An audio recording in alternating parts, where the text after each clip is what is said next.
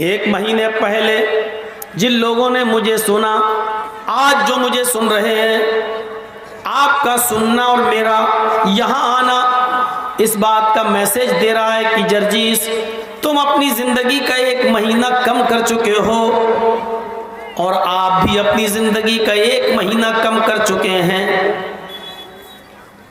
10 साल पहले मेरा जिन लोगों ने प्रोग्राम सुना और आज भी सुन रहे हैं, हमारी और उनकी जिंदगी मैसेज दे रही है कि जर्जीस, तुम भी अपनी 10 साल की जिंदगी कम कर चुके हो। जो सुन रहे हैं वो भी अपनी 10 साल की जिंदगी कम कर चुके हैं। और इंसान जैसे जैसे 1 2 दिन, 1 महीना, 2 महीना, 1 साल, 2 साल गुजार रहा है ना, वो हकीकत में जिंदगी नहीं गुजार रहा है, उतना ही वो अपने कब्र के करीब हो जाता है। हम और आप उतना ही अपने कब्र के करीब हो गए। इंसान की मंजिल वही है। 100 बीघा जमीन आपकी हो, 5 एकड़ जमीन के आप मालिक हो, कितनी ही जमीन आपकी हो, हकीकत में ये जमीन आपकी नहीं है। आप मरेंगे, इस पर किसी और का कब्जा होगा।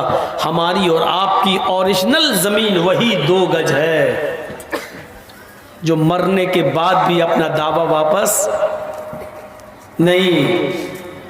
और वही 2 गज जमीन में हमें और आपको दफन होना है। इसलिए आदमी ये याद रखे कि वो 5 एकड़ जमीन का मालिक नहीं है, 100 बीघा जमीन का मालिक नहीं है। हम हकीकत में उसी 2 गज जमीन के मालिक हैं जिसमें हमें रहना है, जिसमें हमें जाना है, और हम उसी के करीब हो गए। और 2 ही ठिकाने हैं, जन्नत या जहन्नम, बीच का कोई ठिकाना नहीं है। हजरत उमर फारूक रज़ियल्लाहु ताला अन्हु ये कहा करते थे कि हमारी नेकियां और हमारे गुनाह दोनों बराबर बराबर कर दिए जाएं, न मुझे जन्नत मिले न मुझे जहन्नम मिले, तब भी मैं ये समझूंगा कि मैं खुश नसीब हूँ। मुझे बीच में डाल दिया जाए, न जन्नत मिले न जहन्नम मिले, अगर बीच में रख दिया जाए तब भी मैं ये समझूंगा कि मैं खुश नसीब हूँ। लेकिन ऐसा होना नहीं है। 2 ही ठिकाने, जन्नत या जहन्नम। हम और आप 1 साल 2 साल जो गुजार कर आगे बढ़ जाते हैं, हकीकत में अपनी जन्नत के या अपनी जहन्नम के उतने करीब हो जाते हैं। हकीकत यही है कि हम या तो अपनी जन्नत के करीब हो रहे हैं या अपनी जहन्नम के। और अल्लाह न करे अगर हम अपनी बदआमालियों की वजह से 1 साल 2 साल 10 साल 20 साल अगर अपनी जहन्नम के करीब हो गए हैं, तो इससे बड़ा नुकसान हमारा और आपका क्या होगा? क्या इससे भी बड़ा कोई नुकसान हो सकता है? इसीलिए अल्लामा राजी ने कहा है कि मैं समझ गया अल्लाह ने जमाने की कसम क्यों खाई, क्योंकि जिस तरह बर्फ घुल रहा है उसी तरीके से 1 साल 2 साल जमाना भी बर्फ की तरह पिघल रहा है। हम अपनी जिंदगी कम करते चले जा रहे हैं, हम अपनी जिंदगी कम करते जा रहे हैं। बर्फ की मानिंद हमारी जिंदगी पिघलती जा रही है, बर्फ की मानिंद हमारी जिंदगी पिघल रही है। हम अपनी कब्र के करीब हो रहे हैं। सिकंदर बादशाह 6 महीने हुकूमत किया करता था और 6 महीने वो जंगल में अपनी जिंदगी बसर किया करता था। जंगल में चश्मदीद लोगों ने रात में सिकंदर बादशाह को देखा। 1-2 लोगों ने सिकंदर बादशाह को जंगल के अंदर टूटी और फूटी हुई कब्र के पास, कब्र की बोसीदा हड्डियों के पास बैठा हुआ देखा। और ये बड़बड़ाते हुए लोगों ने सुना कि सिकंदर बादशाह उस कब्र की बोसीदा हड्डियों के पास बैठकर ये कहता जा रहा है, आए हड्डियों कल तुम मेरे जैसी थी, आए हड्डियों कल तुम मेरी तरह थी, कल मैं तुम्हारे जैसा हो जाऊंगा। आए हड्डियों कल तुम मेरे जैसी थी और कल मैं तुम्हारे जैसा हो जाऊंगा। आए हड्डियों कल तुम मेरी तरह थी और कल मैं तुम्हारे जैसा हो जाऊंगा। वो ये बोल बोल कर अपनी मौत को याद कर रहा है। वो कब्र की बोसीदा हड्डियों को, सड़ी हुई हड्डियों को देखता है और कहता जाता है, आए हड्डियों कल तुम मेरी तरह थी और कल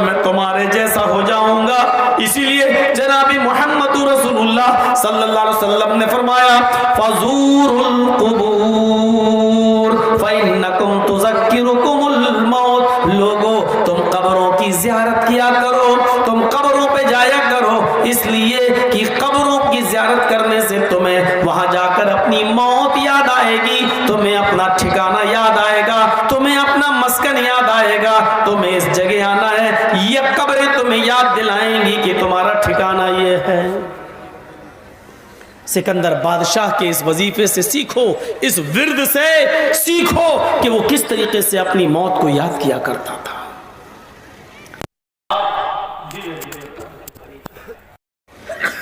अबू हुरैरा उस हदीस के रावी हैं, तिरमिजी शरीफ अब्वाबुज़ ज़ुहद के अल्फाज हैं। फरमाया अबू हुरैरा रज़ियल्लाहु ताला अन्हु ने कि अल्लाह के नबी सल्लल्लाहु अलैहि वसल्लम ने फरमाया बादिरू बिल अमालि सबअन हल तंतज़िरून इल्ला फ़क़रन मुनसिया औ गिनन मुदगिया औ मरज़न मुफ़सिदा औ हरमन मुफनिदा औ मौतन मुजहिज़ा अब दज्जाल फशर्रु गाइब युंतज़र अब अस्साअ फस्साअतु अदहा व अमर्रु। तिरमिज़ी अब्वाबुज़ ज़ुहद के अल्फाज हैं। अल्लाह के नबी फरमाते लोगों 7 चीजों के आने से पहले नेक अमाल कर लो। इन 7 चीजों का तुम इंतजार न करो, इन 7 चीजों का इंतजार न करो। हल तंतज़िरूना इल्ला फ़क़रन मुनसिया, क्या तुम ऐसी फकीरी का, ऐसी गुर्बत का इंतजार कर रहे हो जो तुम्हें सब कुछ भुला दे। पैसा दिया अल्लाह ताला ने, क्या तुम फकीरी का इंतजार कर रहे हो तब इबादत करोगे? मैंने गुजरात की सरजमीन पर प्रोग्राम किए हैं, आज चलिए आप। वो अहमदाबाद 2002 से पहले जिनके करोड़ों के शोरूम हुआ करते थे और जिन्होंने मुझे अपने शोरूम पर बैठाकर चाय पिलाई थी, नाश्ता कराया था, मैं उन शोरूम के मालिकों को आज भी जानता हूं। लेकिन 2002 के दंगे के बाद यकतरफा उस चपेट में दंगाइयों के और जो लोग आए और मोहल्ले के मोहल्ले खाली कर दिए गए, दुकानें जला दी गई, औरतें बेवा कर दी गई, बच्चे यतीम कर दिए गए, उनके शोरूमों में आग लगा दी गई, मकान जला दिए गए। कुछ महीने कैंप में रहे, खेमे डाल कर रहे, और आज उनका हाल यह है। फिर कुछ साल दूसरों के रोटियों के टुकड़ों पर पले, और आज उनमें बहुत से ऐसे हैं कि या तो प्याज और आलू के ठेले लगा रहे हैं या रिक्शा चलाकर अपना गुजर बसर कर रहे हैं। जो कल तक करोड़ों के मालिक थे आज वो सब्जियां बेच रहे हैं और रिक्शा चला रहे हैं। अल्लाह ताला ने तुम्हें दौलत दी है, अल्लाह ताला ने तुम्हें नवाजा है, तो क्या तुम ऐसी गरीबी का इंतजार कर रहे हो? जब ये भुखमरी तुम्हारे पास, ये गरीबी तुम्हारे पास आ जाएगी जो तुम्हें सब कुछ भुला देगी, तब इबादत करोगे अल्लाह की। दूसरी चीज औ गिनन मुदगिया, गरीब हो, अभी टाइम है तुम्हारे पास, अभी वक्त है तुम्हारे पास, क्या तुम ऐसी अमीरी का इंतजार कर रहे हो जो तुम्हें सरकश बना दे? मैंने उन गरीबों को भी देखा है जिनके पास कुछ नहीं था, सुबह खा लो तो शाम को नहीं, और शाम को खा लो तो सुबह नहीं, और अचानक अल्लाह ताला ने छप्पर फाड़ के उनको दौलत दी। आज उनका हाल ये है कि एक हाथ में मोबाइल है, दूसरे हाथ में सिगरेट है।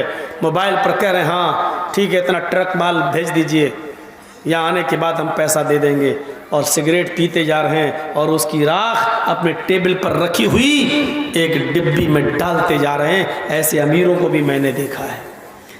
जिनसे कहा जाए चलो अजान का वक्त हो गया, नमाज की तरफ चलें, चलिए अब मैं आ रहा हूँ, तेरा 4 ट्रक माल आ रहा है, जब तक ये आ नहीं जाएगा मुझे सुकून नहीं मिलेगा। पता नहीं ऐसा ना हो कि पुलिस पीछा कर रही हो, पकड़ ले। क्या ऐसी दौलत का इंतजार कर रहे हो जो तुम्हें सरकश बना दे? औ मरज़न मुफसिदा, तंदुरुस्त हो इबादत कर लो। क्या ऐसी बीमारी का इंतजार कर रहे हो जो तुम्हें बिस्तर पे लेटा दे? तंदुरुस्त हो, अजान की आवाज़ आई, मस्जिद में जा सकते हो, क्या ऐसी बीमारी का इंतज़ार कर रहे हो? अचानक जा रहे हो भिख मंगनी गाड़ी पर बैठकर, भिख मंगनी गाड़ी जानते ना, जहेज़ वाली गाड़ी पर जो लड़की के बाप ने दी है इंटरनेशनल भिखारी समझकर, उस गाड़ी पर बैठकर जा रहे हो, हुर्र मारी ब्रेकर से उछली गाड़ी, गिरे, टूट गई टांग, हॉस्पिटल में लटकी हुई है, प्लास्टर चढ़ा हुआ है। मौलाना जर्जी साहब देखने जा रहे हैं, साहब क्या, अरे अजान की आवाज़ आ रही है, अब जाओगे नमाज पढ़ने? जब तंदुरुस्ती थी तब नहीं गए, अब जाओगे नमाज पढ़ने? साहब ठीक है, अल्लाह तुम्हें शिफा दे। अब मौलाना साहब जैसे ही उठ रहे हैं वैसे ही पकड़ लिया, तो क्या हुआ? मौलाना मस्जिद में दुआ करा देना, अल्लाह ताला शिफा दे। टांग टूट गई, रीढ़ की हड्डी तक उसका असर हो गया, बिस्तर पे पड़े हो, अब जाओगे इबादत करने? औ हरमन मुफनिदा, चौथी चीज, जवान हो जवानी में इबादत कर लो। क्या ऐसे बुढ़ापे का इंतजार कर रहे हो जो तुम्हें बूढ़ा, जो तुम्हारी अकल को जायल कर दे? कभी एक तो बुढ़ापा होता है और एक वो बुढ़ापा होता है पता ही नहीं हम कर क्या रहे हैं। वुजू खाने पे बैठे हैं, पता नहीं 3 बार धो रहे हैं कि गिनती याद नहीं, नमाज पढ़ने खड़े हुए पता नहीं 4 रकात पढ़ रहे हैं कि 10-12 ठोक डाले, 2 सजदे करना है कि 10 सजदे करना है, बस सजदे करते चले खड़े हैं, अल्लाह अकबर पढ़ना, अल्लाहुम्मा बाइद बैनी पढ़ना, अल्हम्दुलिल्लाह रब्बिल आलमीन, अब पढ़ रहे हैं सुभान रब्बिल आला, सुभान रब्बिल आला। सजदे में घुस गए तो पता नहीं चल रहा क्या पढ़ रहे हैं, अल्हम्दुलिल्लाह रब्बिल आलमीन रहमान रहीम। अब इबादत करोगे जब अकल ही खराब हो गई। हरमन मुफनिदा, क्या ऐसे बुढ़ापे में इबादत करोगे जो तुम्हारी अकल को खराब कर दे? जब तो मरफूल कलम हो गए, तुम्हारी नेकियां नहीं लिखी जा रही, तुम्हारे गुनाह नहीं लिखे जा रहे, अल्लाह तुम्हारी जिंदगी का फैसला करेगा, अब तुम इबादत करोगे अल्लाह की। 4 चीजें, गरीब हो तो अमीरी का इंतजार मत करो, पहली चीज। अमीर हो तो गरीबी का इंतजार मत करो, दूसरी चीज। दोनों अलग अलग, गरीब हो तो अमीरी का इंतजार मत करो और अमीर हो तो गरीबी का इंतजार मत करो, ये 2 अलग अलग चीजें। तंदुरुस्त हो तो बीमारी का इंतजार मत करो और जवान हो तंदुरुस्त हो तो अकल को खराब कर देने वाले बुढ़ापे का इंतजार मत करो। 4 चीजें। और मौतन मुजहिजा, क्या अचानक आ जाने वाली मौत का इंतजार कर रहे हो? मर जाओगे तब अल्लाह की इबादत करोगे, अचानक मौत तो कभी किसी की आ सकती है। जर्जी साहब आज यहाँ हैं, कल का प्रोग्राम कहीं और है, लेकिन जर्जी साहब को प्रोग्राम की तारीख दी है लेकिन कन्फर्म नहीं है और गारंटी के साथ नहीं कहा जा सकता है कि मैं कल के जलसे में पहुँच पाऊँगा कि नहीं पहुँच पाऊँगा। अचानक मौत किसी की भी आ सकती है। जा रहे हैं, अटैक कभी भी पड़ सकता है, गए।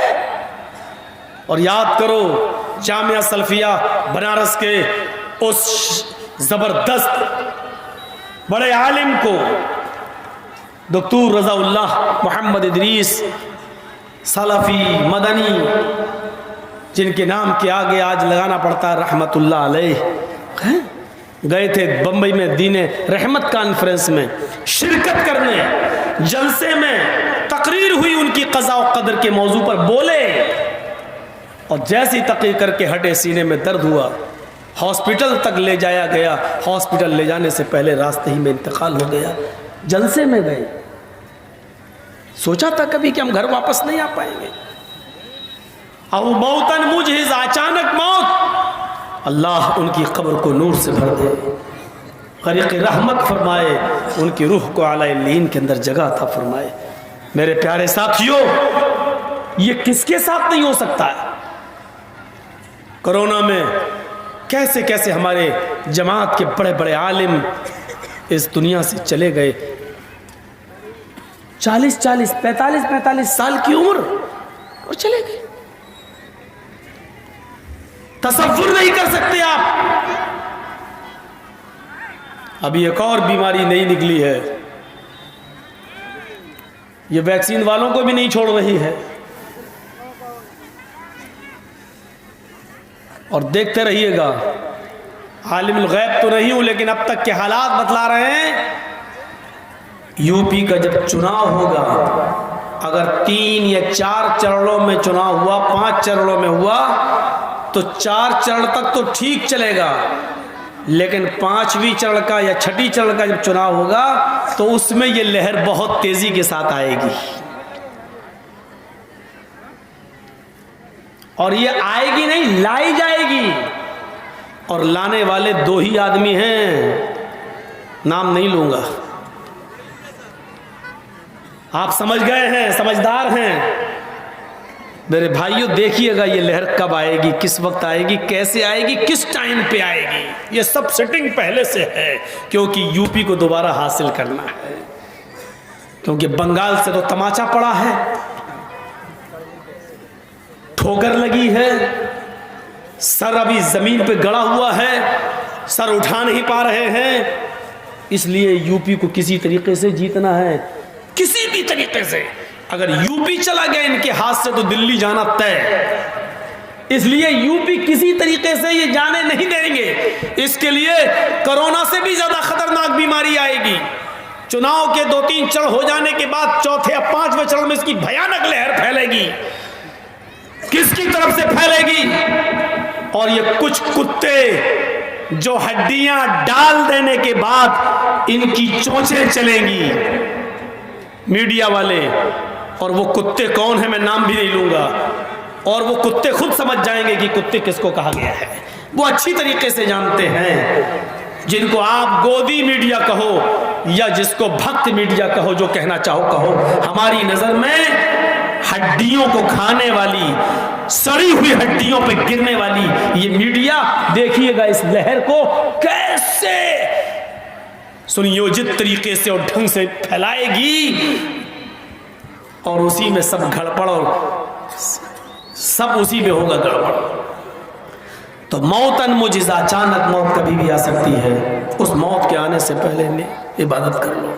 5 चीजें। अब दज्जाल फशर्रु गाइब युंतज़र, दज्जाल के आने से पहले, खुरूज दज्जाल से पहले नेक अमाल कर लो। जब दज्जाल निकल जाएगा, आ जाएगा, तब तुम नेक अमल करोगे। जब तुम्हारी नेकियों के दरवाजे बंद कर दिए जाएंगे तब नेक अमाल करोगे। गायब फितनों में, गायब चीजों में सबसे बड़ा फितना इसी खुरूज दज्जाल का है। दज्जाल से बड़ा कोई फितना नहीं है गायब चीजों में। ये 6ठी चीज है। और 7वीं चीज, अब फसाअत वधवा मर, क्या कयामत आ जाएगी तब तुम नेक अमाल करोगे? कयामत के आने से पहले नेक अमाल कर लो। कयामत के आने से पहले मेरे भाइयों, कयामत के आने से पहले नेक अमाल। वो कयामत जिसका चर्चा हर जगह है, वो कयामत जिसको बाइबल में डे ऑफ जजमेंट के नाम से जाना गया है, वो कयामत जिसको हम हिंदू धर्म के शास्त्र और वेदों के मुताबिक परलय और महापरलय के नाम से जानते हैं, जिसके बारे में ये कहा गया है कि न पुत्र पिता को देखेगा, न पिता पुत्र को देखेगा। ये ऋग्वेद के अंदर, ऋग्वेद भूमिका में लिखा हुआ है। न पुत्र पिता को देखेगा, न पिता पुत्र को देखेगा। बस इतना। इसी को हमारे कुरान ने यूं कह दिया, यौम यफिरुल मरउ मिन अखीही व उम्मिही व अबीही व साहिबतिही व बनीही। उस दिन एक इंसान भागेगा, यौम यफिरुल मरउ मिन अखीही, अपने भाई से भागेगा, व उम्मिही व अबीही, एक इंसान अपनी माँ से भागेगा, अपने बाप से भागेगा, वह साहिबतिही व बनीही, अपनी बीवी से भागेगा और अपने बेटों से भागेगा। एक आदमी है, भाई को देखकर भागेगा कि ये मुझसे एक नेकी न मांग बैठे। बेटा अपनी माँ को देखेगा, भागेगा कि मेरी माँ मुझसे कहीं एक नेकी का सवाल न कर ले। अपने बाप को देखेगा तो भागेगा कि ये मेरा बाप मुझसे सवाल न कर ले। अपनी बीवी को देखेगा, जिस बीवी के बिना दुनिया में एक पल नहीं रह पाता था, उस बीवी को देखेगा तो छिप जाएगा, मुझसे मेरी बीवी कहीं एक नेकी न मांग बैठे। अपनी औलाद जिसके हल्के से पेट के दर्द, हल्का सा पेट का दर्द आपकी रातों की नींद उड़ा देता है, हल्का सा फीवर, हल्का सा टाइफाइड आपको रात के 2 बजे और 3 बजे अपने बेटे को हॉस्पिटल ले जाने पर मजबूर कर देता है, आपको अपनी नींद से बेदार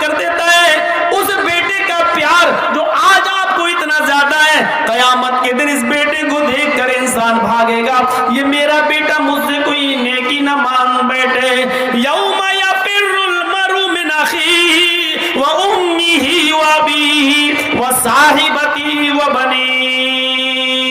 वेद कहता है पुत्र अपने पिता का न होगा, पिता अपने पुत्र को न देखेगा। मेरे भाइयों, ये एक ही चीज है, कुरान ने थोड़ा तफसील से बयान कर दिया है। वो कयामत कि जिसके बाद जिस दिन हमें और आपको दोबारा जीवित किया जाएगा, दोबारा जिंदा किया जाएगा, कब्र से उठाया जाएगा और हिसाबो किताब लिया जाएगा। हाँ, ये वही दिन है जिसको वेदों ने कहा है मृत्यु पश्चातम द्वितीय जन्मम भवति, ने तृतीय ने चतुर्थ ने पंच ने षष्ठ ने सप्त ने अष्ट ने नवम ने दशकं का। मरने के बाद तुम्हारा एक दूसरा जन्म होगा, न तीसरा न चौथा न पांचवा न छठा न सातवां न आठवां न नवां न दसवां, यानी मरने के बाद तुम्हें दोबारा जीवित किया जाएगा। हिंदू धर्म में 7 जन्म है ना, कहते हैं 7 जन्मों तक हम तुम्हारे रहेंगे। इसलिए फेरे लगाए जाते हैं औरत के, जब शादी होती है पति के साथ कितने फेरे लगते हैं? 7 फेरों का मतलब जानते हो? 7 जन्म तक तुम हमारी हो, हम तुम्हारे हैं। 7 जन्म हिंदू धर्म में, 7 जन्म, जबकि मालूम नहीं है कि अगला जन्म किसका होगा, लेकिन 7 जन्म है हिंदू धर्म में। वेद मना कर रहा है, वेद कह रहा है एक दूसरा ही जन्म होगा। मनुस्मृति और भागवत पुराण वगैरह कहते हैं कि 7 जन्म होंगे, लेकिन वेद मना करता है। वेद कहता है 7 जन्म है ही नहीं, एक ही जन्म है, मरने के बाद दूसरा जन्म, जिसको पुनर्जन्म कहते हैं, कब्र से दोबारा उठना। ये पुनर्जन्म को हम भी मानते, दोबारा जीवित होना हम भी मानते हैं मरने के बाद, लेकिन आवागमन के हम कायल नहीं हैं। आवागमन, चोरी करोगे तो बिल्ली बनोगे, जुआ खेलोगे तो भैंस बनोगे। ये हिंदू धर्म में आवागमन है। ये अच्छे कर्म करोगे तो इंसान और बुरे कर्म करोगे तो कुत्ता, बिल्ली, चूहा, बंदर, छछूंदर। यहां तक लिखा हुआ है कि ये गुनाह करोगे तो आलू बनोगे, ये करोगे तो कद्दू बनोगे, ये करोगे तो कटहल बनोगे। अब वो सारी हमें याद थोड़ी हैं, लेकिन चार तो ऐसे गुनाह हमें याद हैं जो मनुस्मृति के बारे में अध्याय में है। जुआ खेलोगे तो भैंस का जन्म होगा, चोरी करोगे तो नहीं, रिश्वत खाओगे तो कुत्ते का जन्म होगा, चोरी करोगे तो बिल्ली का जन्म होगा, और किसी लड़की पर अगर गलत नजर डालोगे तो अगला जन्म लड़की का होगा। ये हिंदू धर्म में 4 है, तो बहुत पूरी एक लिस्ट है, लेकिन हमें 4 ही याद है। और भी लिखा है, ये करोगे तो चावल का होगा, ये करोगे तो हरा धनिया बनोगे, ये करोगे तो हरी मिर्चें बनोगे, ये करोगे तो गोभी बनोगे, ये करोगे तो पत्ता गोभी बनोगे। पूरा है, दाल चावल और घी चीनी शक्कर सब लिखा है। लेकिन ये कुछ समझ में आने वाली बात नहीं है। जुआ खेलोगे तो भैंस का जन्म होगा, थोड़ी सी अकल दौड़ाओगे तो आप गिर जाओगे। थोड़ा सा अकल पे जोर लगाओ। जुआ खेलोगे तो भैंस का जन्म होगा, उल्टा मफहूम निकालो, जुआ न खेलोगे तो भैंस का जन्म नहीं होगा। इसका मतलब दुनिया में जितनी भैंसें हैं ये पहले इंसान थी, यही तो मतलब हुआ। पहले इंसान थी, इन्होंने जुआ खेला होगा तो इनको भैंस का जन्म हुआ है। अगर दुनिया में कोई आदमी जुआ ही ना खेले तो फिर भैंस का जन्म नहीं होगा, और भैंस का जन्म नहीं होगा तो दूध नहीं मिलेगा, घी नहीं मिलेगा, मट्ठा नहीं मिलेगा, दही नहीं मिलेगा, छाछ नहीं मिलेगा, पनीर नहीं मिलेगा। मतलब क्या हुआ? ये सारी नेमतें खाना है तो जुआ खेलो, यही तो नतीजा निकलता है।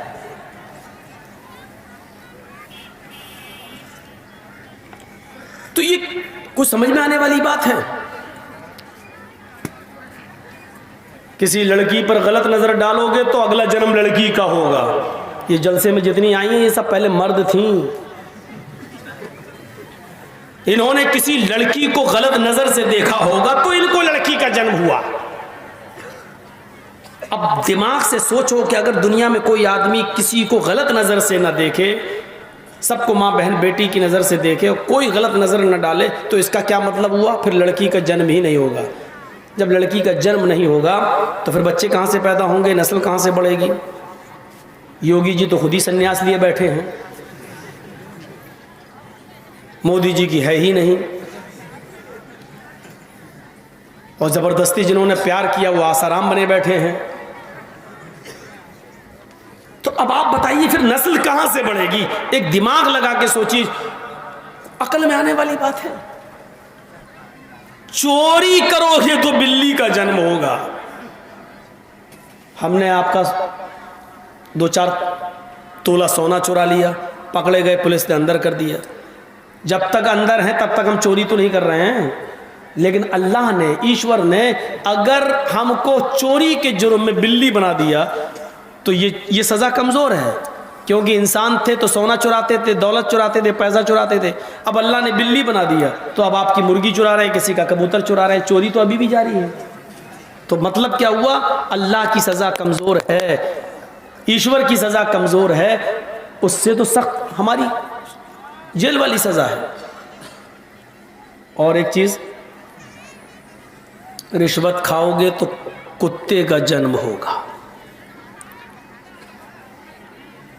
कभी कभी हम देखते हैं ना, ये रोडों पर जो खड़े होते हैं, ट्रक गुजर रहे हैं, 100 रुपये लिया, ट्रक गुजर गया। तो ये सड़कों पर जो कुत्ते होते हैं, तो मैं सोचता हूँ ये वही रिश्वतखोर हैं जो 100-100 रुपये लेकर ट्रक छोड़ते जा रहे हैं। और कुछ कुत्ते इतने स्टैंडर्ड हैं जो कुत्ते होने के बाद भी सड़कों पर नहीं, वो 18, 20, 25 साल की कॉलेज की लड़कियों की गोद में स्वीटी लवली बनकर बैठे हुए हैं और वो उनको चूम रहे हैं, पप्पी चम्मी सब, और एसी गाड़ियों में सफ़र कर रहे हैं। मैं सोचता हूं कि ये कितना बड़ा, ये ज़रूर कोई पार्लियामेंट का नेता रहा होगा, इसने बड़ा घोटाला और बड़ी रिश्वत खाई होगी, तब इसको ये जन्म हुआ है। और ये 100-100, 200-200 रुपए लेके छोड़ने वाले ये रोड वाले कुत्ते हैं जो इधर घूमते हैं, इनको कम छोटी रिश्वत तो छोटी नस्ल के कुत्ते, बड़ी रिश्वत तो बड़ी नस्ल के कुत्ते। ये आपकी किताब कह रही है, बताइए आप, मनुस्मृति कह रही है, यकीन कैसे आएगा? लेकिन वेद इसका खंडन करता है। वेद कहता है बिल्कुल नहीं, मरने के बाद इंसान दोबारा एक ही जन्म लेगा। ने तृतीय, ने चतुर्थ, ने पंच, न तीसरा, न चौथा, न पांचवा, ने षष्ठ, न छठा, ने सप्त, न आठ, सातवां, ने अष्ट, न आठवां, ने नवम, न नवा, न दशंका, न 10वां।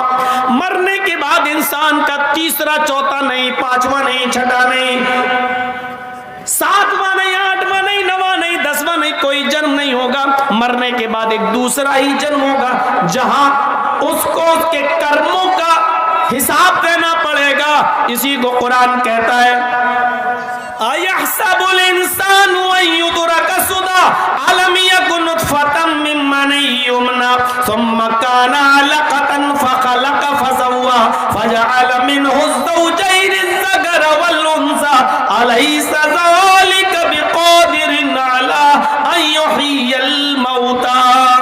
क्या है इंसान, तू ये तसव्वुर करता है कि तुझे ऐसे ही बगैर हिसाब व किताब के छोड़ दिया जाएगा?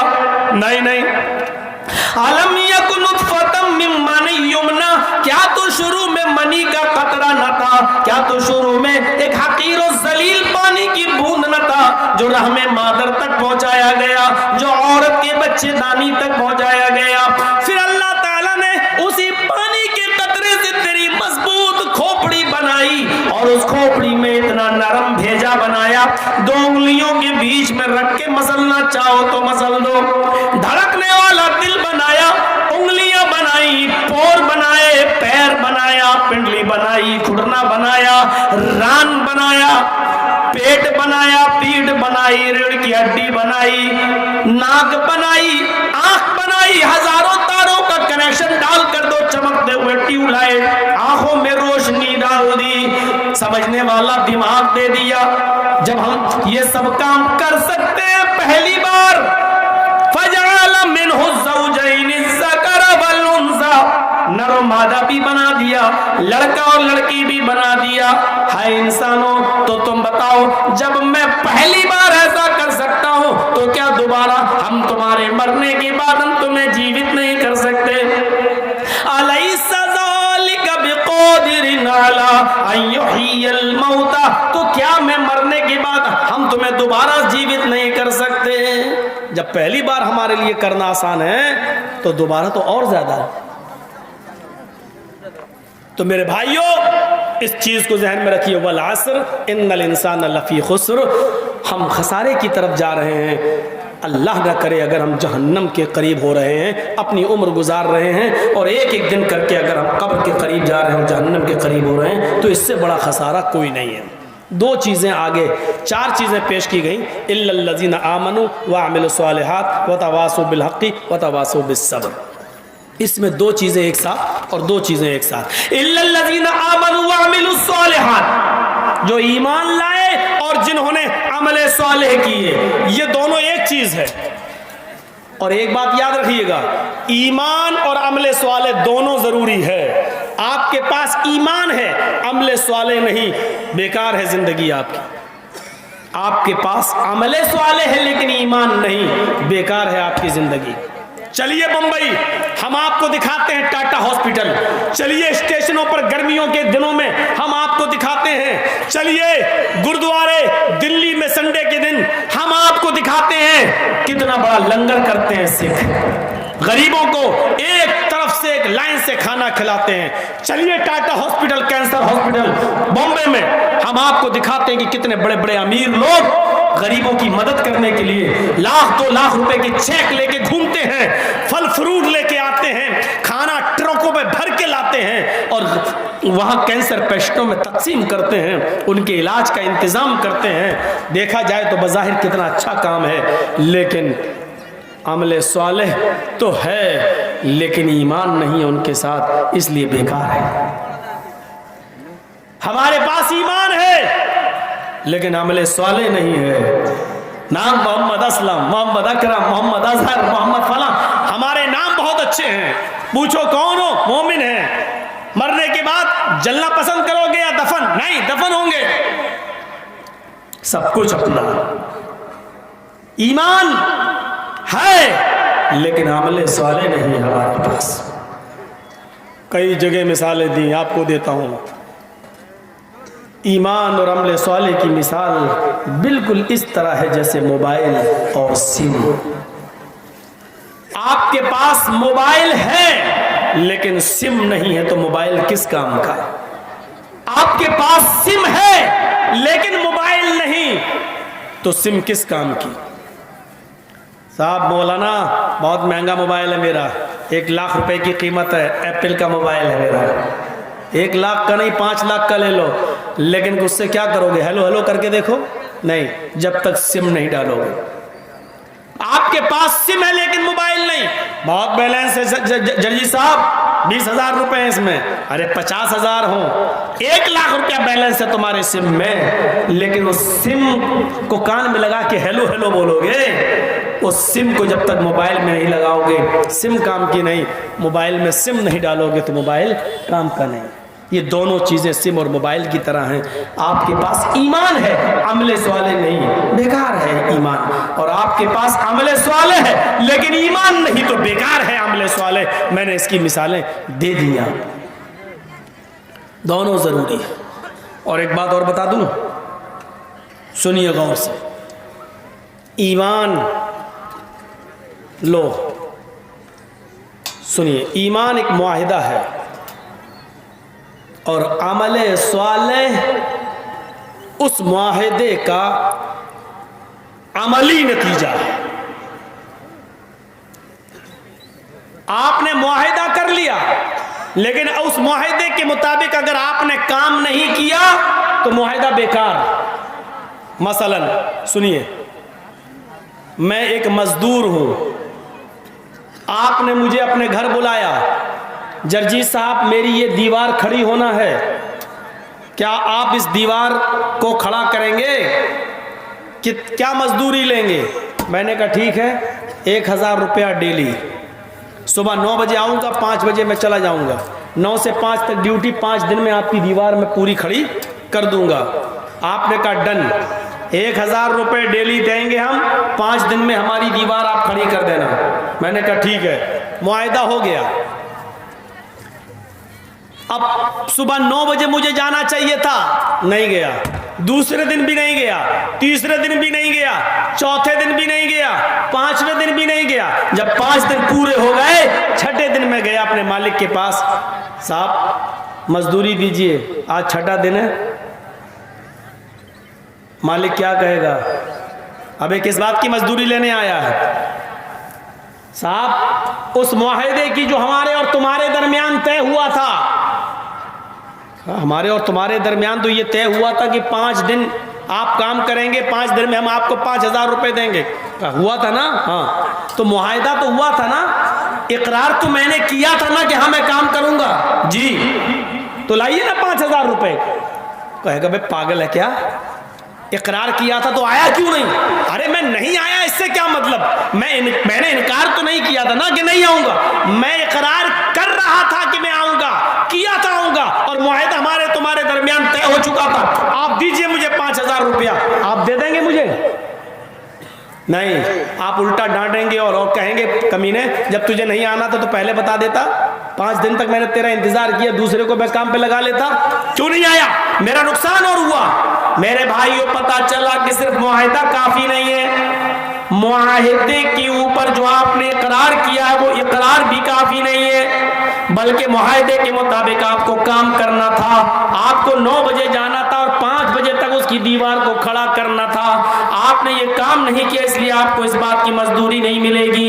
ईमान एक मुआहिदा है, सुनिए, ईमान एक मुआहिदा है और उस मुआहिदे का इकरार और उसका अमली नतीजा अमले स्वाले है। आपने ईमान कबूल कर लिया, इस्लाम ले आए, अशहदु अल्ला इलाहा इल्लल्लाह व अन्ना मुहम्मदन अब्दुहु व रसूलुहु, आपने इस बात का इकरार कर लिया कि अल्लाह के अलावा कोई माबूद नहीं और मोहम्मद अल्लाह के रसूल है।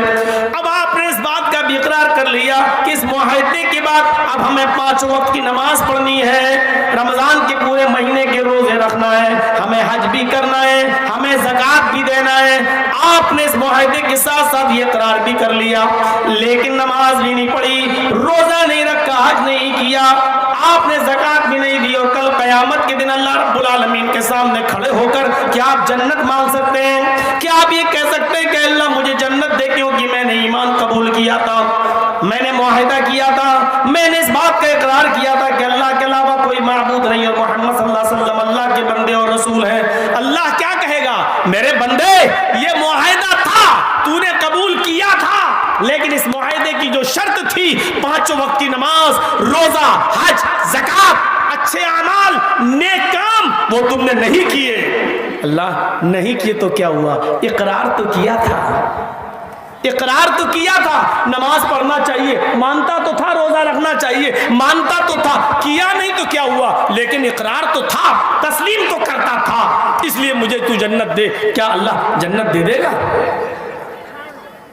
नहीं, ईमान एक मुआहिदा है, अमले स्वालेह ये उस मुआहिदे का अमली नतीजा है। जब तक हम अमले स्वाले नहीं करेंगे मेरे प्यारे साथियों, मुआहिदा पूरा नहीं होगा।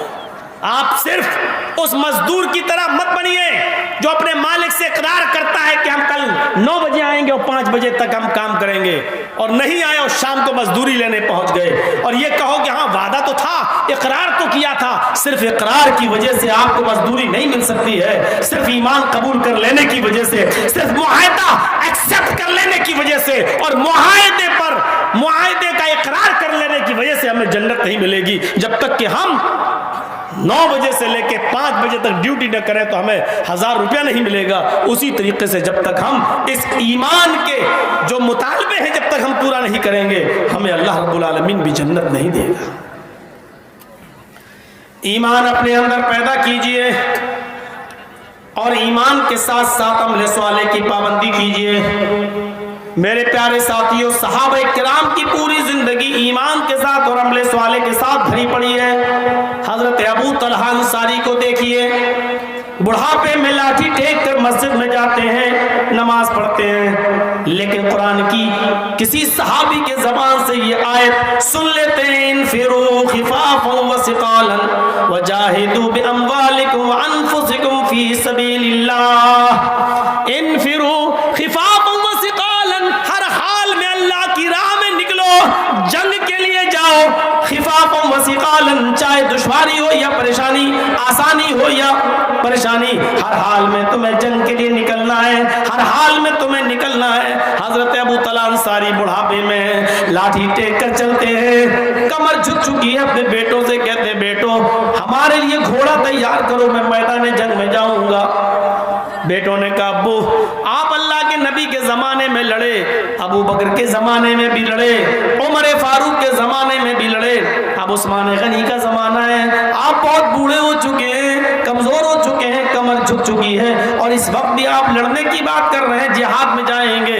फरमाया बेटो तुम जो दलील दे रहे हो कि मैं कमजोर हो गया हूँ, बूढ़ा हो गया हूँ, तुम्हारी दलील कमजोर है, उसमें दम नहीं है। कुरान तो कहता है इनफिरू खिफाफन व सिकालन, हर हाल में निकलो, चाहे आसानी हो या परेशानी, दुश्वारी हो या सहूलत, हर हाल में निकलना है।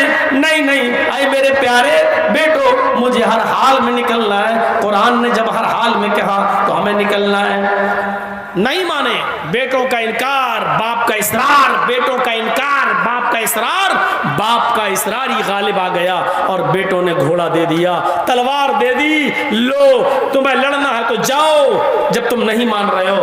अबू तला अंसारी जंगी काफिले में शरीक हो जाते हैं और दरिया का सफर कर रहे हैं, समंदर का सफर कर रहे हैं, पानी के जहाज में बैठ जाते हैं, शिप में बैठ जाते हैं। शायद अल्लाह को यही मंजूर था, वो मैदान जंग तक नहीं जा पाए और बीचों बीच समंदर में जब उनका जहाज पहुंचता है, उनकी शिप पहुंचती है, वहीं पर उनको बुखार आ जाता है और हज़रत अबू तला अंसारी वहीं इंतकाल कर जाते हैं। अबू तला अंसारी को बीच रास्ते में उनका इंतकाल हो जाता है, उनको लकड़ी के एक संदूक में बंद किया जाता है, उनकी जनाजे की नमाज पढ़ी जाती है और उसी समंदर के हवाले उनको कर दिया जाता है। मैं कहना ये चाहता था मेरे भाइयों, कुरान की आयत जैसी उनके सामने आई और ईमान उनके अंदर जाग गया। जब ईमान उनके अंदर जागा तो अमले स्वाले के लिए वो तड़प उठे, ये ईमान भी जरूरी है और अमले स्वाले भी जरूरी है। हजरत अबू दहदा अंसारी का नाम किसने नहीं सुना है? हजरत अबू दहदा अंसारी अल्लाह के नबी सल्लल्लाहु अलैहि वसल्लम के पास बैठे हुए हैं, कुरान की आयत नाजिल होती है, अल्लाह के नबी सहाबा से कहते हैं मंज़ल लज़ी युक़रिज़ुल्लाह क़र्ज़न हसना, कौन है जो तुम में अल्लाह को कर्ज हसना दे? हजरत अबू दहदा कहते हैं अल्लाह को कर्ज हसना देंगे तो हमें क्या मिलेगा? फरमाया बदले में जन्नत मिलेगी। हजरत अबू दहदा कहते हैं कि मैंने दोनों बाग अल्लाह को कर्ज हसना दे दिए, गोल्डन हदीका, अपने दोनों बाग अल्लाह को कर्ज दे दिया। जाइए अल्लाह के रसूल दोनों बाग मैं आपको दे रहा हूं, अल्लाह को कर्ज हसना। अल्लाह के नबी ने फरमाया दोनों नहीं, एक दे दो और एक से अपने बीवी बच्चों का गुजर बसर चलाओ। दोनों दे दोगे तो फिर भीख मांगोगे, तुम्हारे पास क्या रह जाएगा? अल्लाह के नबी ने एक बाग को कबूल कर लिया और एक छोड़ दिया।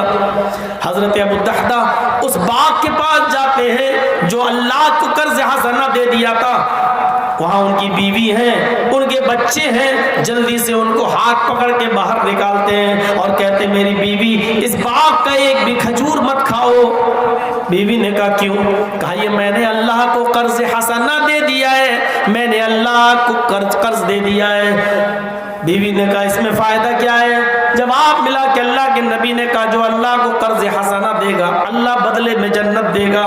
बीवी चीख पड़ी मेरे शौहर अगर एक बाग देकर हमें जन्नत मिल रही है तो ये सौदा महंगा नहीं है, आप बहुत सस्ते में निबट गए। आए मेरे प्यारे शौहर जाइए, अब अपने बच्चों के मुंह से खजूर निकाल ली और उसी बाग में डाल दिया। अपनी बीवी के दामन में जो खजूर थे उनको भी छीन कर उसी बाग में डाल दिया और फरमाया अल्लाह इस बाग तक पहुंचने में मुझे थोड़ी देर हो गई, जो बच्चे मेरे खजूर खा चुके उनको तो उनके पेट से मैं नहीं निकाल सकता, लेकिन जो खजूर मेरे बच्चों के मुंह में था आय अल्लाह मैंने उन खजूरों को भी निकाल कर तेरे बाग में डाल दिया। आय अल्लाह मैंने अपना काम पूरा किया, मैंने अपना वादा पूरा किया, तू अपना वादा पूरा कर। आय अल्लाह मैंने ये बाग कर्ज हसना दे दिया, तू बदले में मुझे जन्नत दे दे। मेरे भाइयों ईमान जब किसी के अंदर जागता है तो फिर ईमान के बाद ये ताकत भी उसके अंदर पैदा होती है। बताइए आपके अंदर ईमान है तो उसके अमली मुजाहिरे क्या है? क्या ईमान जाहिर होता है? क्या हम अपने आप को मोमिन कह सकते हैं? वो कौन सा ईमान था वो एक औरत अल्लाह के नबी के पास आकर कहती है, अय अल्लाह के रसूल, मुझसे जिना का सुदूर हो गया है। इन्नी क़द असब्तुल हद्द या रसूल अल्लाह, मुझे संसार कर दो पत्थरों से मार मार कर। अपने जुर्म का इकरार कर रही है। और अल्लाह के नबी ने कहा, जाओ इस औरत को पत्थरों से मार डालो, क्योंकि इसने जिना का इकरार कर लिया है। उस औरत को जब ले जाया जाने लगा तो गिर गई, कहने लगी मेरे पेट में बच्चा है। इल्म नबी अकरम को हुआ तो अल्लाह के रसूल ने इस औरत को छोड़ दिया और कहा, जब बच्चा पैदा हो जाए तब आना। इसलिए कि जब तक तेरे पेट में बच्चा है इस बच्चे की जान नहीं ली जा सकती है। गलती तेरी है, लेकिन सजा उस बच्चे को क्यों मिले जो तेरे पेट में पल रहा है। इतनी बड़ी इंसानियत ये इस्लाम सिखा सकता है। जब बच्चा पैदा हो गया तब वो आई, लीजिए उस बच्चे के, वो रोने लगा। माँ कहने लगी, अल्लाह के नबी मेरी आखिरी ख्वाहिश पूरी कर दीजिए, इस बच्चे का दूध मुझे अपनी पिस्तानों का दूध इस बच्चे को पिला लेने दीजिए, और यही मेरी आखिरी ख्वाहिश होगी। दे दिया उस बच्चे को, गिन ले जाओ ये बच्चा। उसने दूध पिलाया। अल्लाह के नबी ने देखा कि उसके होंठों पर दूध लगाए और इस बच्चे को अभी इस माँ के दूध की जरूरत है, तो फरमाएगा, औरत इधर आओ, इस बच्चे को ले जाओ। कहा क्यों? कहा इस बच्चे की ग़िज़ा तुम्हारी पिस्तान में मौजूद है, अभी मैं तुम्हें नहीं मार सकता, तुम्हें पत्थरों से कत्ल नहीं कर सकता, क्योंकि इस बच्चे की ग़िज़ा तुम्हारी पिस्तान में है। मैं बेरहम नहीं हूँ, इस बच्चे का हक नहीं मार सकता। जब तक ये बच्चा रोटी ना खाने लगे तब तक तुम्हें सजा नहीं दी जाएगी। जाओ अपने घर में इस बच्चे को लेकर जाओ, इसको अपनी पिस्तान का दूध पिलाओ, जब ये रोटी खाने लगे तब लेकर आना। फिर वो रोटी खाने लगा तब लेकर आई। अल्लाह के नबी ने फरमाया, खातून अब तेरे पास मेरे लिए मेरे पास कोई गुंजाइश बाकी नहीं है। जितना छोड़ना था छोड़ दिया, और जितनी गुंजाइश हो सकती थी रहमो करम की वो कर दी। अब कोई गुंजाइश नहीं है मेरे पास तेरे लिए, जाओ इसको ले जाओ। वो बच्चा एक किसी सहाबी को दिया और उस औरत को सीने के बराबर गाड़ दिया और पत्थरों से उसको मार मार के ख़त्म कर दिया। बताने का मकसद सिर्फ ये है मेरे भाइयों, ये उस औरत के अंदर ईमान था, जाग गया। कहने लगी, अल्लाह के रसूल मैं बकरियां चरा रही थी, मेरा शोहर 2-3 साल से नहीं है घर पे, और वहां जंगल में एक और आदमी था जो बकरियां चरा रहा था। हम लोगों की आंखें चार हो गई। चूंकि जवानी की दहलीज पे मैं कदम रखे हुए थी, इसलिए अपने आप को संभाल नहीं सकी और पहाड़ के दामन में हमसे जिना का सुदूर हो गया। लेकिन जिना होने के बाद फौरन पछताती और कहती, अल्लाह के रसूल मुझे पाक कर दीजिए, अल्लाह के नबी मुझे पाक कर दीजिए। ये ईमान की वो ताकत थी जिसने ये नहीं देखा कि लोग मुझे क्या कहेंगे, मेरी कितनी रुसवाई होगी, मेरी कितनी बदनामी होगी। वो आकर कहती है कि अल्लाह के रसूल मुझे पाक कर दीजिए, अल्लाह के नबी मुझे पाक कर दीजिए। ये ईमान की ताकत है जो अपने आप को दुनिया में इस्लामी सजा पाने के लिए तैयार कर लेती है। इस दुनिया में पत्थरों से पिट कर और मार खाकर डर मर जाना, ये उस सजा से बेहतर है जो जहन्नम में मरने के बाद मिलेगी। ये ईमान था जो जहन्नम की सजा से बचने के लिए, दुनिया में सजा पाने के लिए वो औरत तैयार हो गई। मेरे भाइयों, हम और आप अपने गरीबानों में झांक कर देखें क्या क्या ईमान की ये ताकत हमारे अंदर है। जब ईमान की ताकत हमारे अंदर आ जाती है तो कोई कुछ नहीं देखता, फिर वो ताकत उसके अंदर पैदा होती है। अभी एक पुलिस वाला आपके गांव का, आपके थाने का आपके गांव में आ जाए, ना उसके पास लाठी हो, ना डंडा, ना बंदूक, और अभी वो कहे कि मैंने सुना है इस गांव में बहुत जुआ खेला जा रहा है, अभी सबको डांटे, सब लोग भीगी बिल्ली बने सुनते रहेंगे उसकी बात, कोई बोलेगा नहीं उसके सामने। वो अकेला पुलिस वाला, अकेला थानेदार पूरे गांव को डांटेगा, फटकारेगा, सब पर हावी होगा और सब लोग भीगी बिल्ली बनेंगे सुनते रहेंगे। क्यों? वो थानेदार अकेले सबको क्यों डांटता है? और आप लोग उससे सवाल जवाब क्यों नहीं करते? सारे लोग मिलकर उसको नहीं मारते, क्यों? क्योंकि आपको मालूम है कि वो पुलिस वाला आया अकेले जरूर है, लेकिन अकेले वो है नहीं, उसके पास ताकत है सरकार की, उसके पास ताकत है गवर्नमेंट की, वो अकेले नहीं बोल रहा है, वो ऑन ड्यूटी है। अगर मैंने उसको एक थप्पड़ भी मारा तो पूरा इलाका पुलिस छावनी में बदल जाएगा।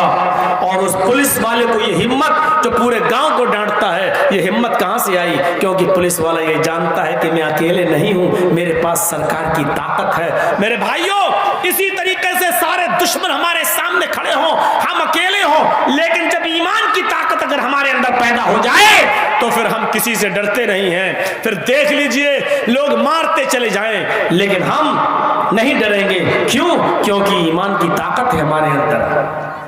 सुमैया के हालात पे नजर डालिए, बिलाल के हालात पे नजर डालिए, खुबैब के हालात पे नजर डालिए, खुबाब के हालात पे नजर डालिए, उन सहाबा इकराम की जिंदगियों पे नजर डालिए जिनको बांध के मारा गया, जिनको जंगलों में मारा गया, जिनको गरम रेत पे लिटाया गया, जिनके सीने पे भारी पत्थर रखा गया, लेकिन इसके बावजूद वो माने नहीं है। यही उनकी जबान से निकलता रहा, अल्लाहु अहद, अल्लाहु अहद, अल्लाहु अहद, अल्लाह एक है, अल्लाह एक है, अल्लाह एक है। ये कैफियत हमारे और आपके अंदर भी आनी चाहिए। मेरे प्यारे साथियों, जब ईमान की ताकत किसी के अंदर आ जाती है तो फिर वो किसी से नहीं डरता। कुरान करीम हजरत मूसा अलैहिस्सलाम और उनके हरीफ फिरौन का एक वाकया बयान करता है। जब फिरौन बेबस हो गया तो उसने मूसा को चैलेंज किया, मूसा तुम अपने साथियों को लेकर एक मैदान में आ जाओ, हम भी एक साथियों को लेकर मैदान में आ जाते हैं, आओ आमना सामना कर लेते हैं, हक और बातिल का फैसला आज हो जाता है, आओ सामने। मूसा अलैहिस्सलाम ने उसके चैलेंज को कबूल कर लिया और इसी मैदान में जमा हो गए। ऐसे ही मैदान में जमा फिरौन के साथ पूरा लाव लश्कर और मूसा अलैहिस्सलाम के साथ चंद गिने चुने लोग, मुकाबला शुरू होता है। फिरौन ने अपने जादूगरों से कहा है, जादूगरों, मूसा और मूसा के फौज के सामने, मूसा और उनकी कौम के सामने तुम्हें हावी होना है। बताओ हम हार तो नहीं जाएंगे? जादूगरों ने क्या कहा, कैसे हार सकते हैं साहब, हम लोग माहिर हैं। ठीक है, आज मूसा को शिकस्त होनी चाहिए। ठीक है, होगी। जादूगरों ने पूरे एतमाद के साथ फिरौन को भरोसा दिलाया, होगी, लेकिन लालची थे। कुरान की जबान से सुनिए, फिरौन के जादूगरों ने सबसे पहला सवाल क्या किया, पढ़िए कुरान। इन्ना लना लअजरन इन कुन्ना नहनुल गालिबीन। मेरे सरदार, मेरे बादशाह फिरौन, हम अपना जादू दिखाएंगे, मूसा और मूसा की कौम भाग जाएगी, हम जीत जाएंगे। अगर हम गालिब आ गए तो हमारा इनाम क्या होगा, आप हमें इनाम क्या देंगे? आओ सुनो और देखो ईमान क्या है और ईमान की ताकत क्या है।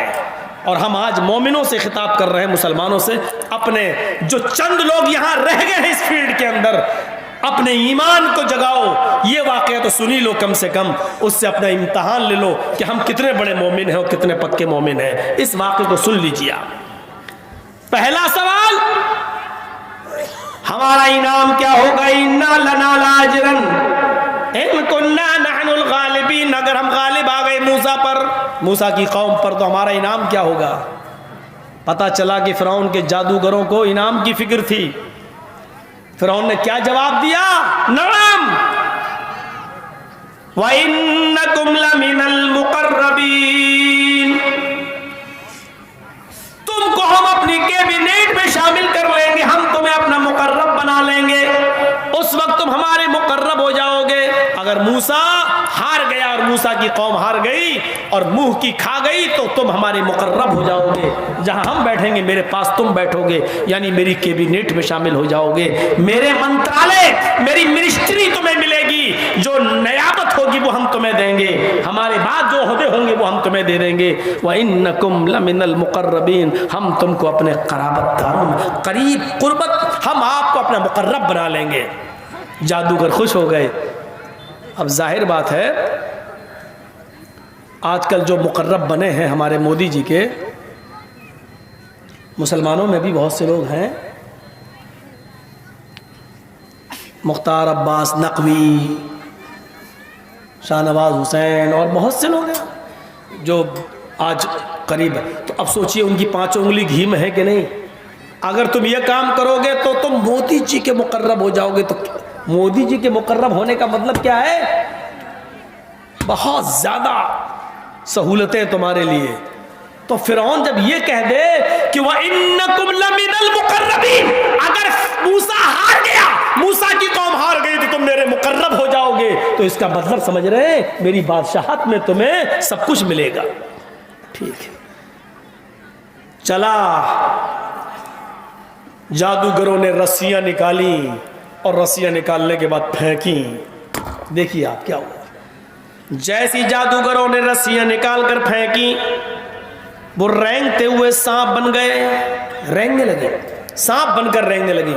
हालांकि वो सांप थे नहीं, लेकिन देखने वालों को सांप दिखाई दे रहा था। मूसा को लगा ये सांप है, मूसा की कौम को लगा कि ये सांप है। मूसा डरने भी लगे कि अल्लाह ताला ने फरमाया ला तखफ या मूसा, आए मूसा डरने की जरूरत नहीं है। जैसे वो रेंगते हुए सांप बन गए, मूसा डरने लगे। हुक्म होता है अन अल-क़ियासाक, आए मूसा तुम्हारे हाथ में जो डंडा है, जो लाठी है, तुम उसको जमीन पर मारो और मेरी कुदरत का नमूना देखो। आए मूसा, हम जो डंडा है तुम्हारे हाथ में, लाठी है, उसको जमीन पे मारो। मूसा अलैहिस्सलाम ने उस लाठी को जो उनके हाथ में थी जमीन पर मारा। और सुनो, जैसी लाठी जमीन पे मारी वो एक अजदहा बन गया।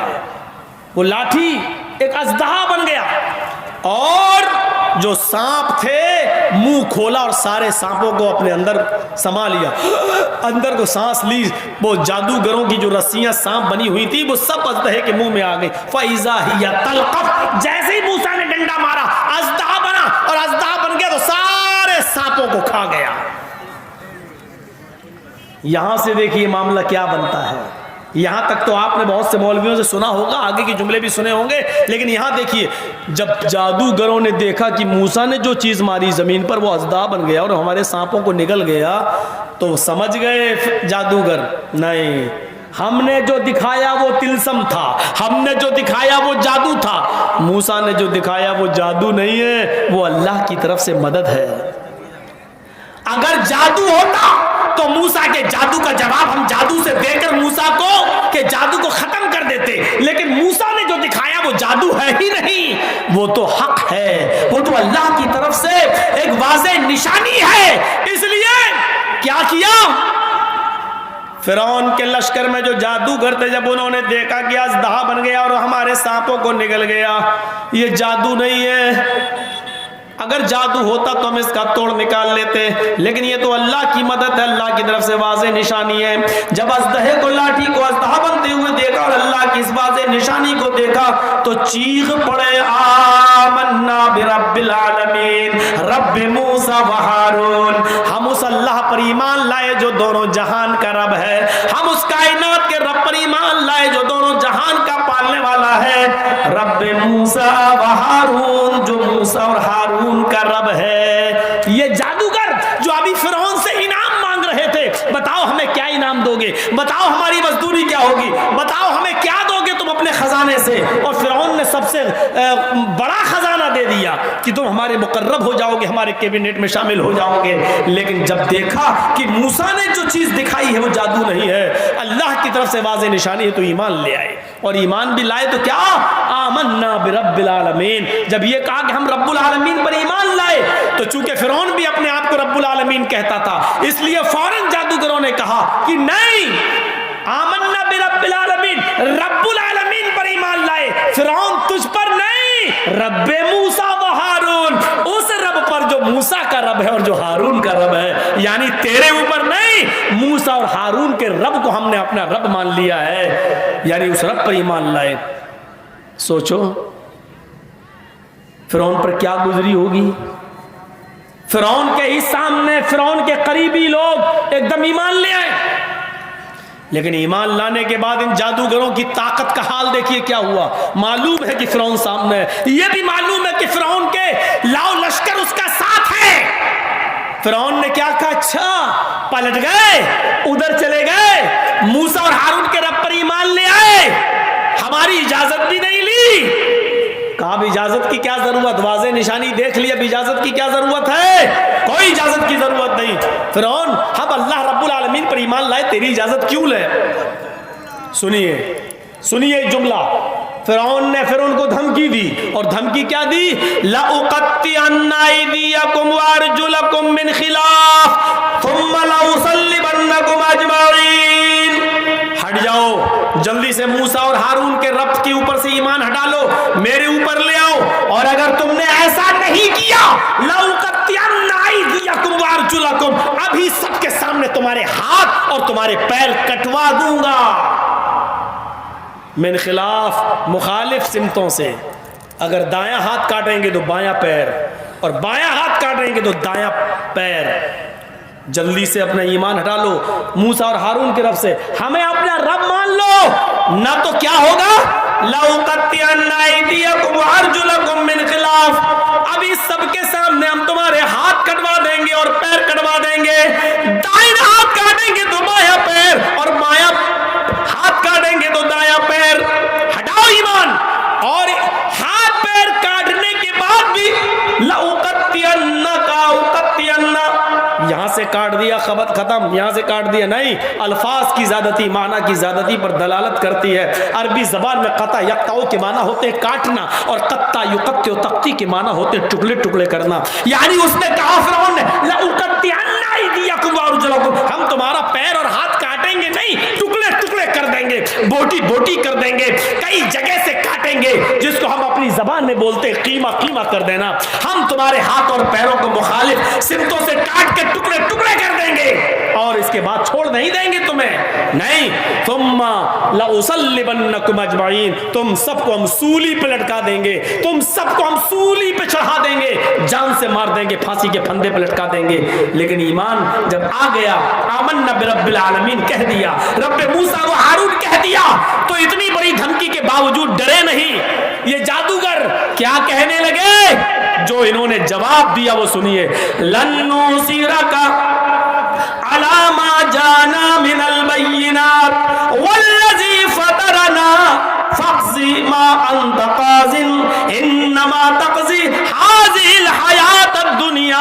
आए फिरौन, जिस अल्लाह ने हमें पैदा किया उस रब की तरफ से वाज़ेह निशानियां देखने के बाद, जिस अल्लाह ने हमें पैदा किया उसकी तरफ से वाज़ेह दलील आ जाने के बाद, अब हम तुझ पर फिर लौट जाएं और मूसा को छोड़ दें, ये हमसे नहीं होगा। अब हम मूसा को नहीं छोड़ सकते, मूसा के रब को नहीं छोड़ सकते।